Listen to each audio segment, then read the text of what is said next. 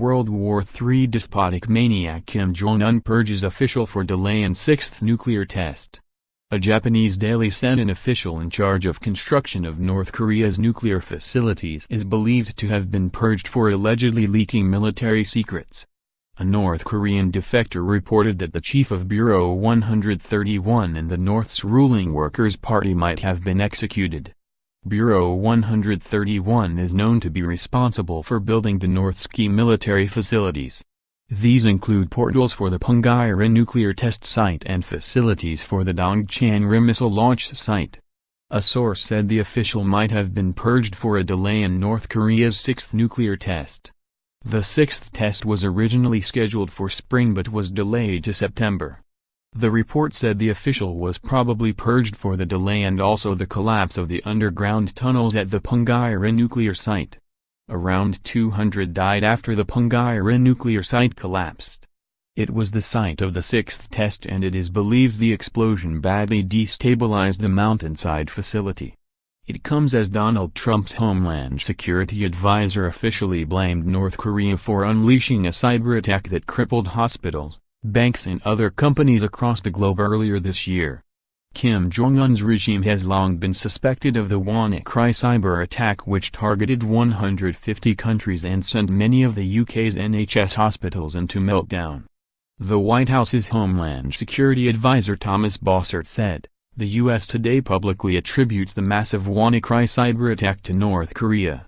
We do not make this allegation lightly. It is based on evidence." The attack spread indiscriminately across the world in May. It encrypted and rendered useless hundreds of thousands of computers in hospitals, schools, businesses and homes. While victims received ransom demands, Payne did not unlock their computers. It was cowardly, costly and careless. The attack was widespread and cost billions, and North Korea is directly responsible. Other governments and private companies agree. The United Kingdom attributes the attack to North Korea, and Microsoft traced the attack to cyber affiliates of the North Korean government.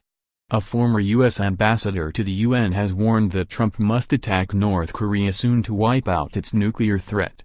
John Bolton said there was a huge risk of South Korea being hit by its despotic neighbor in retaliation for any U.S. military action, putting hundreds of thousands in peril. But he said the president would not be able to ignore the threat for much longer as Pyongyang's military ambitions showed no sign of ending. Speaking at a Republican dinner in Asheville, North Carolina, he said nobody wanted World War III to break out.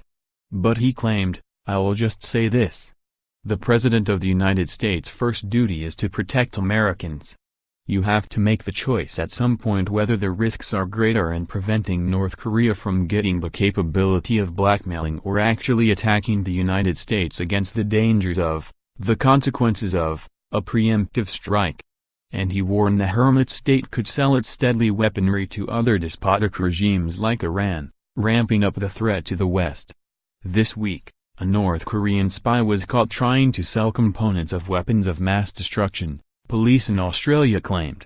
Police confirmed the arrest of Chan Han Choi, 59, who has now been charged with 2 counts of attempting to sell missiles and with another 4 under legislation enforcing United Nations and Australian sanctions against North Korea.